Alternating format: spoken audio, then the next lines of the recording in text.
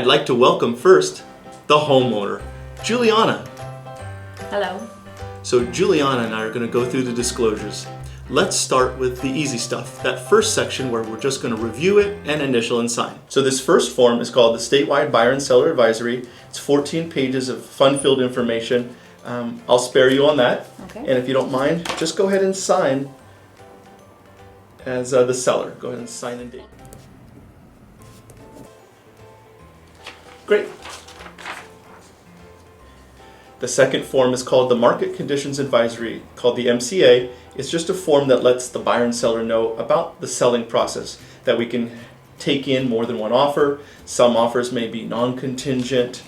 On the second page it says that we could get multiple offers and that kind of thing. So go ahead and sign and date right here.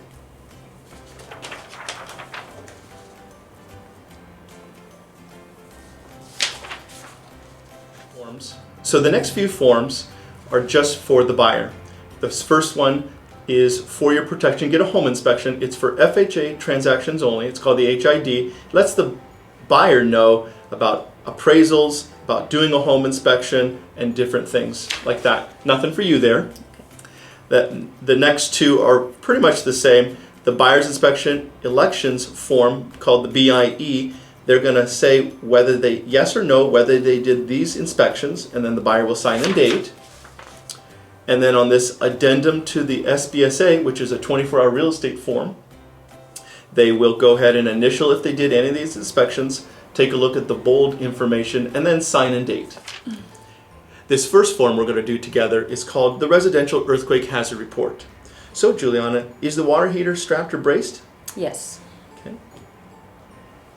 Is your house anchored or bolted to the foundation? I don't know. Not sure, okay. So say don't know. If the house has cripple walls, well, do you know what cripple walls are, Juliana? No, I don't. And that's fine. Most people don't. So for the next two, go in and mark off don't know. If the exterior foundation or any part of it has unreinforced masonry, answer the question. Juliana, do you know what unreinforced masonry is? I don't. For the next two, go in and mark off don't know. If the exterior foundation or any part of it is made of unreinforced masonry, has it been strengthened? Do you know what unreinforced masonry is? No, I don't. And again, most people don't, so go ahead and write don't know. If the house is built on a hillside, then answer the following questions. Is your home built on a hillside, Juliana? No, it isn't. It's not. Okay, so it would not apply, so it does not apply. And then one more, does not apply. If the exterior walls of the house or part of them are made of unreinforced masonry, has it been strengthened? We didn't know what unreinforced masonry was last time. That would apply again, so don't know. If the house has living area over the garage, answer the question. Is your home a two-story home, Juliana? No. Okay, so it would not apply. And for most homeowners, if their home is two-story, they probably don't know the answer, so it would be best to say don't know if that is the case. And finally, two more questions. Juliana, are you a geologist? No, I'm not. No. So for most people, if they're not a geologist or a lawyer or have background in that sort of thing, the answer is going to be don't know. So is the house outside of an Alquist-Prioli earthquake fault zone? Don't know. And is the house outside of a seismic hazard zone? We're really not sure on that, so go ahead and put don't know. And sign and date.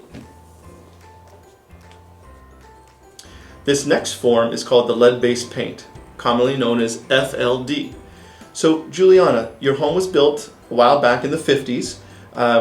Do you have any knowledge of lead-based paint? No, I don't. Okay, so in this case, Juliana is going to write no knowledge. The next part, Juliana, do you have any reports to give me about lead-based paint? No, I do not. So Juliana will write no reports under this area. And then finally, Juliana will just go ahead and sign and date at the bottom. The next page, page 2 of the FLD, there's nothing for the seller to sign. At the top, the listing agent will sign, the buyer will sign and date in the middle, and the buyer's agent will sign and date at the bottom.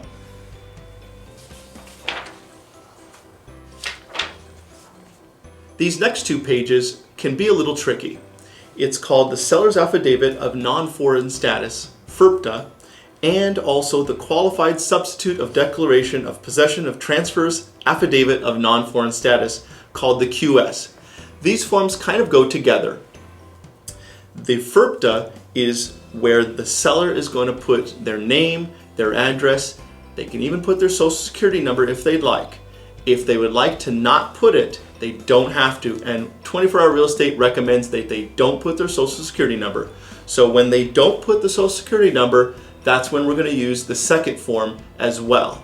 So in this particular case, the seller is going to put their name, their address, that's fine. They're going to say whether they're an individual or an entity, and then they're not going to put their social security number.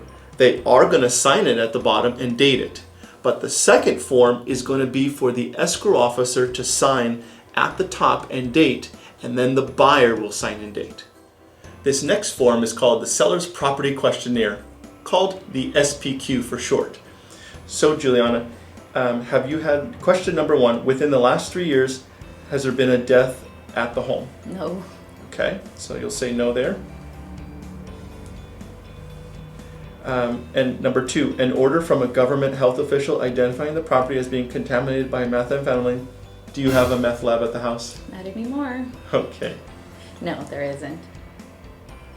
Number 3, the release of an illegal controlled substance on or beneath the property. Do you have drugs in the attic or under the house? No. Number 4, whether the property is located in an adjacent to in an industrial use zone. So are you in an industrial use zone? No. Okay. Number 5, whether the property is affected by industrial use zone nearby. No.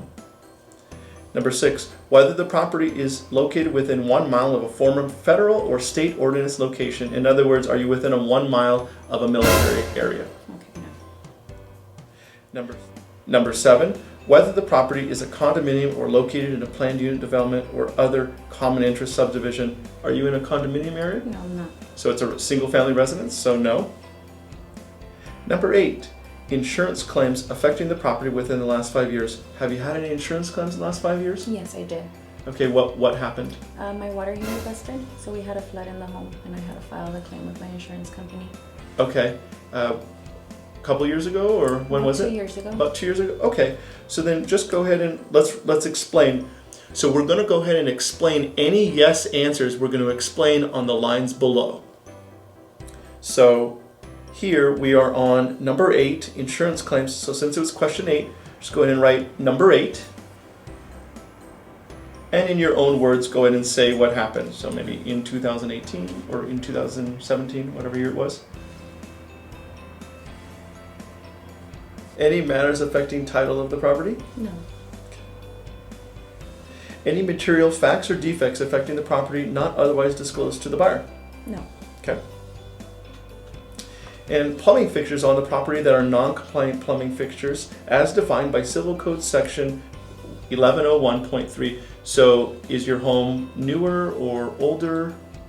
It's an older property, but it was remodeled. Was remodeled recently? Mhm. Okay, so you probably have compliant plumbing fixtures, so you can say no then. Okay.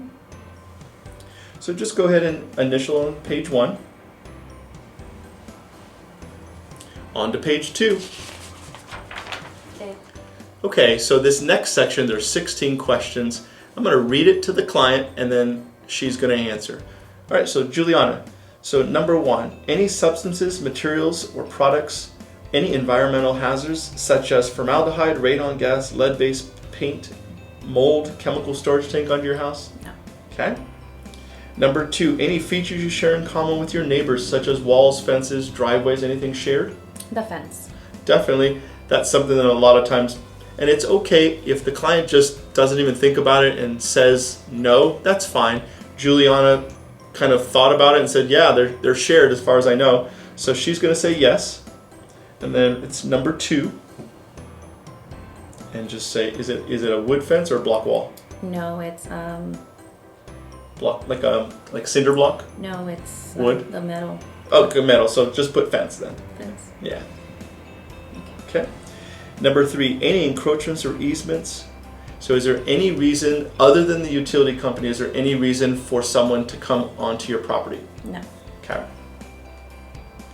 And an easement would be, there's one example where there's maybe 2 properties back to back and the person in the back has an easement to go on the front person's property to get to theirs. That would be the most common easement. Juliana's is just a regular house in a neighborhood, no one behind her where someone has to go behind. Okay. So number 4 and 5 are very similar. Any room additions, structural modifications, or other alterations or repairs made without permit. No. Okay. And the same question, did you do anything to the house not to code? No. Okay. Number 6, any fill on the property or any portion thereof. So did you bring any soil from a landfill to your house? No. Okay. Number 7, any settling from any cause or slippage, sliding, or any soil problems on the house. No. Okay. Any flooding, drainage, or grading problems. In other words, when it rains heavy, do you have water build up and so it's an issue? Any flooding problems when it rains? No. Okay. Any major damage to the property because of a fire, earthquake, flood, or landslide? No, besides the flood that I had in the The laundry flood room. okay, so let's go ahead and say yes. So this is the 3rd time, and it's always a good idea as many times as you have to answer the question about a problem, it's better to say it, even if it's more than once. Better to say it than not to say it. So we are on question number 9. So you're going to write number 9 under there, and water heater leak caused floor damage. Okay. All right, the next one, number 10, any zoning violations, non-conforming uses, violations, or setback requirements on your house? No. Okay.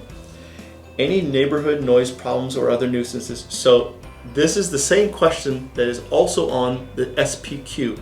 On the last one, of course, that was more detailed. She wrote yes, because there's a train. Here, of course, we're probably going to write it, you don't have to be reminded that there was a train. So she's going to say yes. And that would be on question number 11. You can make it simple, just say train. Okay.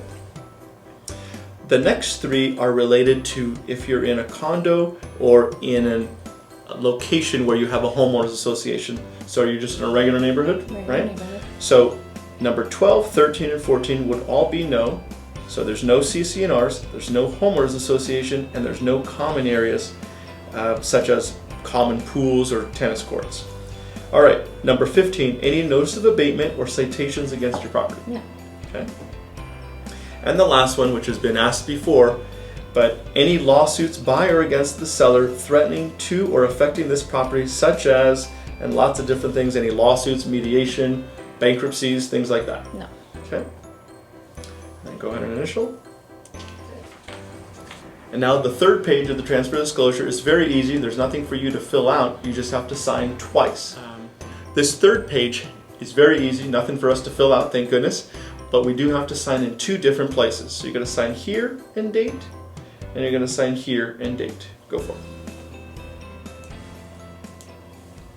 Great. All right, that's the end of the transfer disclosure. And that's the end of our disclosures for today. Thanks, Juliana, for being a perfect seller. Thank you. All right. Thank you.